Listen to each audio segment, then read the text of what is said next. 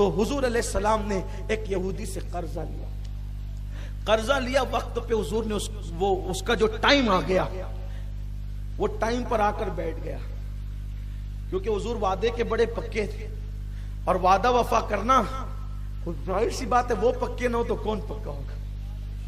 انہوں نے بتایا وعدہ وفا کرنا۔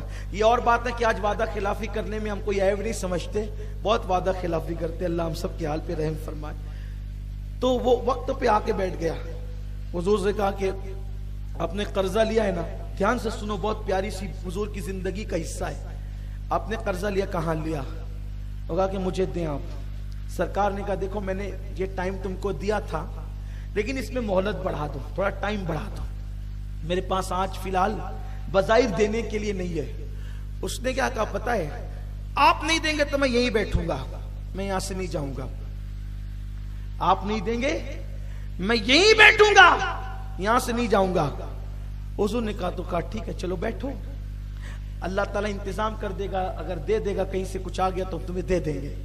اب وہ بیٹھا رہا، اس کی دل جوئی کی خاطر حضور نماز پڑھنے کے لیے، نماز پڑھانے کے لیے مسجد میں نہیں گئے۔ ایک یہودی کی دل جوئی کی خاطر، کیونکہ اس سے وعدہ کیا تھا، حضور نماز پڑھانے کے لیے مسجد میں نہیں گئے۔ جہاں اس نے کہا تھا نا کہ میں یہیں بیٹھوں گا آپ کے ساتھ، حضور نے ظہر کی نماز وہیں ادا کی، عصر بھی وہیں ادا کی، مغرب بھی وہیں ادا کی، ایک یہودی کی دل جوئی کے لیے، کیونکہ یہ نہ سمجھے کہ دامن چھڑا کر کے معاذ اللہ جا رہے ہیں۔ اللہ اکبر۔ صحابہ نے دیکھا کہ یہ تنگ کر رہا ہے تو صحابہ نے اس کو دھمکانا شروع کیا، حضور کو تنگ مت کر، حضور سب کو دیتے تجھے بھی دے دیں گے، چل بھاگ یہاں سے۔ جو بھی صحابہ نے کہا ہوگا ان کا اپنا انداز ہے۔ حضور نے محسوس کیا کہ ادھر آؤ، اس کو کیوں ستا رہے ہو، اس کو کیوں ڈانٹ رہے ہو؟ کہ یا رسول اللہ وہ آپ کو تنگ کر رہا ہے، 3 نمازیں اس نے آپ کو پڑھنے نہیں دی مسجد کے اندر، اس کی وجہ سے آپ نے نمازیں یہاں ادا کی ہے، آپ منع تو نہیں کر رہے، دینے کے لیے فرما رہے۔ حضور علیہ السلام نے فرمایا کہ تم اس کو دھمکاؤ نہیں، تقاضا انصاف کا یہ ہے کہ اس سے کہتے کہ ذرا نرمی سے بات کر، اور مجھے کہتے کہ یا رسول اللہ کہتا ہے تو دے دیجئے۔ اس یہودی نے یہ سن کر کے کہا مجھے کلمہ پڑھا کر اسلام میں داخل کریں۔ حضور نے کلمہ پڑھایا، پھر اس نے کہا میں بہت مالدار ہوں، آپ جانتے ہیں یا رسول اللہ، میرا آدھا مال میں اسلام کے لیے وقف کرتا ہوں۔ صحابہ نے کہا رہے قرضہ مانگنے کے لیے بیٹھا تھا اور اب آدھا مال حضور کی بارگاہ میں حضور کے قدموں کے لیے وقف کر رہا ہے۔ اس نے کہا میں نے توریت میں پڑھا تھا کہ آخری نبی کی شان یہ ہوگی کہ جب ان کے پاس کوئی آئے گا تو حضور اس کا دل رکھنے کے لیے ایسے عطائے دل ربانہ کریں گے۔ تو میں حضور سے قرضہ مانگنے نہیں آیا تھا، بلکہ میں حضور کو جو میں نے توریت میں پڑھا تھا وہ حضور کی صفات اور شان دیکھنے کے لیے آیا تھا۔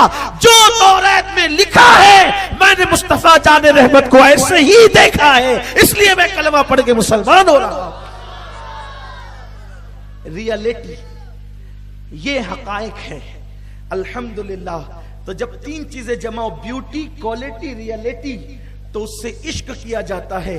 اب بتائیں ان جیسا کوئی حسن والا نہیں، ان جیسی کوئی صلاحیت والا نہیں، ان جیسی کوئی حقیقت والا نہیں، تو ان سے نہ پیار کریں تو کس سے پیار کریں؟ آئیں سب مل کر یہ تجدید وفا کریں۔ آج سے ہم سب سے زیادہ کس سے پیار کریں گے؟ بولے نا، دل میں پیار کیسے پیدا ہوگا؟ ایک بات کہتا ہوں، ایک بات، ماہ نور کے دن چل رہے ہیں، کم سے کم 1000 بار روز درود پڑھو۔